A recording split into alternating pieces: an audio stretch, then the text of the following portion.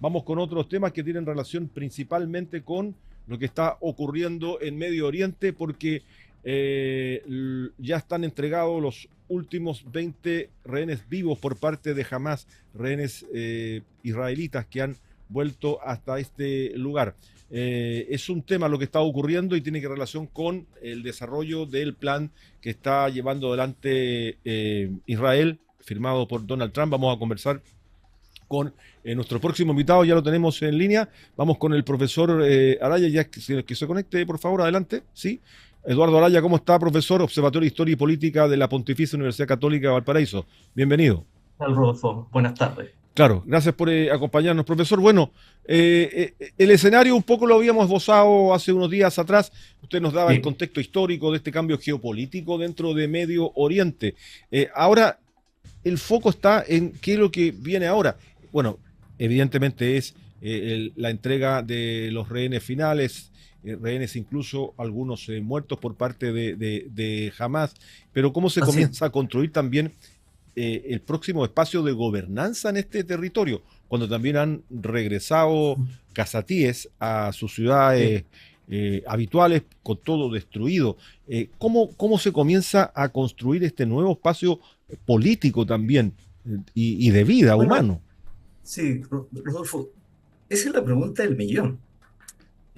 ¿Cómo se avanza? Claro, El plan de paz del presidente Trump es un plan extraordinariamente complejo en sus 20 puntos, 21 en realidad. sí, eh, Habla de no solo la reconstrucción material, podríamos decir, de las zonas urbanas de Gaza, que además es una zona altamente urbanizada, sino que además de reconstrucción económica. Y ahí, claro, hay un compromiso de participación de otros países, como particularmente los Estados Árabes. Pero hasta aquí, como yo señalé en la entrevista anterior, usando un viejo refrán, el diablo se esconde en los detalles. Pero yo creo que aún así hay que mirar esto con optimismo por una razón muy simple, porque fue una forma de detener el uso de la violencia y del genocidio de los gazatíes particularmente. Y eso ya es, podríamos decir, suficientemente bueno, por lo menos es un buen inicio, porque no es menor, digamos, hay que acordarse que hubo un plan ya en el 2020, perdón, en el 2023, que fracasó, y en febrero hubo otras negociaciones de paz que también fracasaron, y además entre medio hubo un par de veces en donde hubo entrega de rehenes y alto al fuego que no prosperó o no tuvo continuidad en el tiempo, básicamente por la política exterior de el primer ministro Netanyahu. Ahora, hemos avanzado a este punto básicamente por presión del gobierno norteamericano sobre Netanyahu, que incluso en la última reunión en septiembre en Washington, eh, el presidente Trump obligó a Netanyahu a pedir disculpas telefónicas por el bombardeo de Qatar. Entonces, efectivamente, en esta coyuntura, después de mucho tiempo en donde el gobierno norteamericano eh, sostuvo la política exterior de Netanyahu y en el peor de los casos actuó por omisión, ahora hay un rol mucho más activo, hay un compromiso multinacional. En la reunión en Sharm el Sheikh, en Egipto, hubo 20 líderes de mayor o menor importancia, 5 líderes europeos. Hay un acompañamiento internacional que no es menor, pero claro, todavía persisten muchas dudas, ¿no? Y hay, podríamos decir, mucha área gris. Por ejemplo, el retiro programado de las fuerzas israelíes de Gaza. claro. Por ejemplo, Por ejemplo, no hay ninguna limitación temporal para eso. O sea, ¿cuándo podría alcanzarse el retiro definitivo de las tropas israelíes de Gaza? Está en el aire.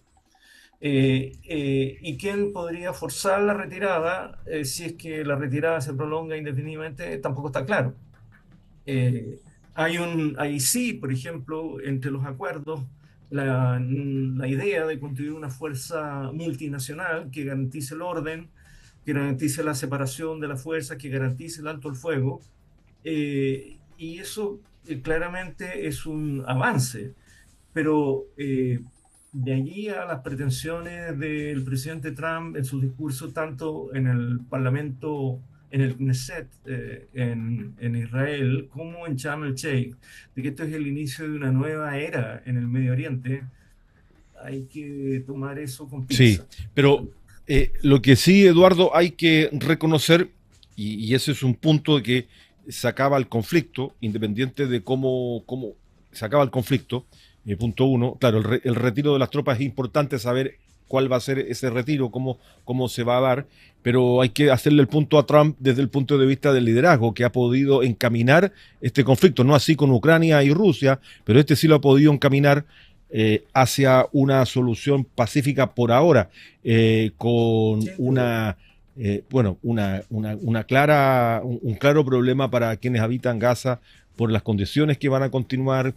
Hay que ver efectivamente qué ocurre ahora, qué inyección de recursos hay, cómo se plantea la reconstrucción de ese espacio destruido, ¿no? Pero en definitiva hay un liderazgo que hay que reconocerle a Trump en este punto hoy día. Sí, sin lugar a dudas, es un gran triunfo para el presidente Trump. Y por supuesto que todo el mundo, todos los líderes mundiales entienden que una buena forma de mantener buenas relaciones con el presidente Trump es halagando su ego. Entonces, bueno, todo el mundo, hasta el primer ministro Pedro Sánchez de España, con el cual Trump ha tenido algunos encontrones respecto del tema del gasto militar del entre el 2 y el 5%, digamos, en la OTAN, hasta Pedro Sánchez tuvo un apretón de manos muy cordial con Trump. Entonces, efectivamente, es como la hora de Trump, Sí, efectivamente. Y en buena hora que finalmente él ha usado su capacidad de presionar, a presionar al gobierno israelí, de avanzar en esto.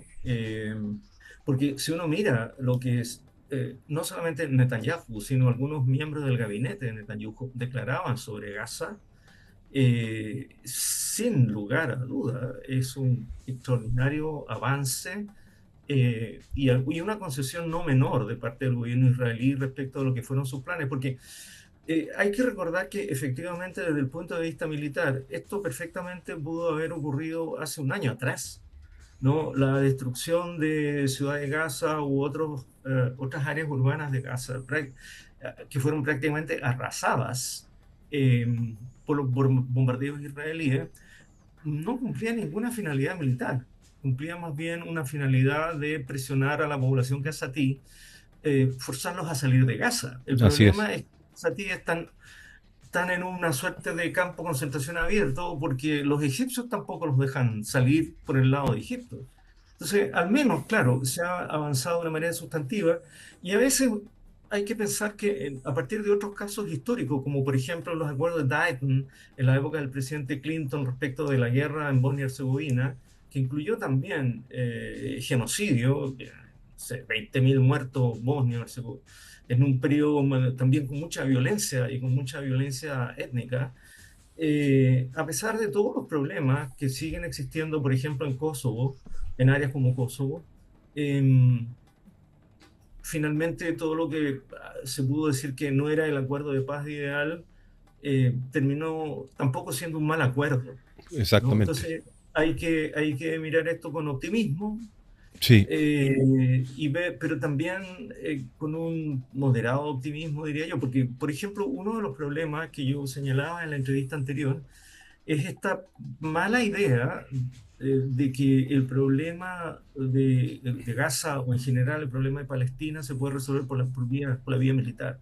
Porque claro, uno de los puntos del plan de Trump es el desarme de Hamas y el compromiso de que bajo ningún punto de vista llegará a formar parte del gobierno. El problema es que Hamas no solamente es un grupo terrorista, no solamente tiene un aparato militar, es parte del gobierno. en el mundo palestino es un partido político Es un partido también. político, Y efectivamente. por lo tanto eso no se Claro. puede, o sea, es como tus preferencias políticas, tú no las puedes resolver, no lo puedes terminar bombardeando, digamos. Claro, O sea, es un porque son partido político que tiene un brazo armado, lógicamente, pero exactamente.